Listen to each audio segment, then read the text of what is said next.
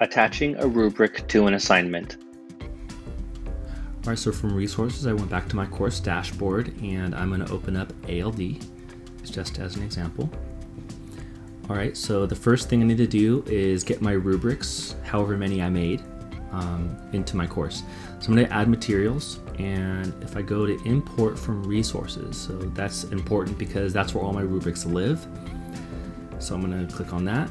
I'm going to open up the folder for rubrics, click on ELD, and then I'm going to select, you can select all of your rubrics if you have all your rubrics pre-made, like if you're working on a PLC. But in any case, I'm going to select presenting and import and confirm that. Okay, so my templates have been imported. So notice nothing shows up because it's going to live in another place, and I'll show you how to do that right now. So I'm going to add a material, I'm going to add an assignment. As an example, I'm just going to put presentation 1.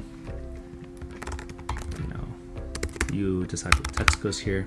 Okay, and then I'm going to post just a presentation. I saw it. Here it is. Okay, attach the presentation or the assignment or whatever it is. Okay, you can select the due date, the category. I'm just going to put collaborative 1. Make sure you have the correct grading period selected. You have that it's synced to the SIS. And then here for scale rubric, click that. And I'm going to click on presenting. It's the one I imported. So I'm going to click that. And it shows those 3 learning objectives that I wanted to use. Okay, and then I'm going to click on create. All right, so now that I have the presentation in there, you'll notice that the students will see this too. They'll see the rubric that you have, whatever the rating system is alongside the criteria. So students can see that as can you. Okay, and then you have submissions, and obviously no one submitted it yet. So I'm going to go on the student side, and so that you can see what the student would see. So Chris Williams, I'm going to go into my test course as a student. So here's the presentation that I created. As a student, I'm going to open that up, and I will see the description, the directions, or whatever the teacher left me, and then the rubric. So I'm going to click on my document.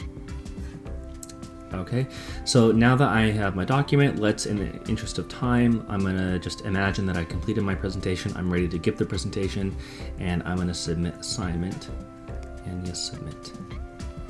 So now I'm going to go back to the teacher side and explain a little bit about how you can use the rubric to assess this student.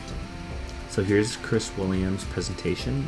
I can see that he's finished, and when he's presenting, now I can do my assessment.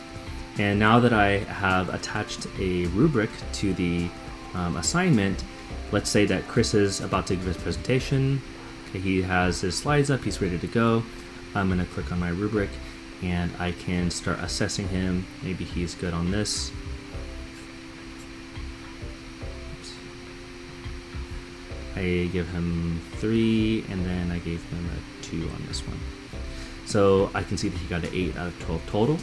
I can leave a gradebook comment if I'd like, but otherwise I can save it, and it will go into the gradebook for this assignment, and I can check his grades by going to the gradebook, and I can see that it tracked and saved his rubric. If I wanted to, so from here, from the grading standpoint, after I've graded it, I can click here to view the assignment submission, or I can click back here. If I found that I made an error, it'll bring up this rubric right here. And that is how you can use the rubric for grading in Schoology.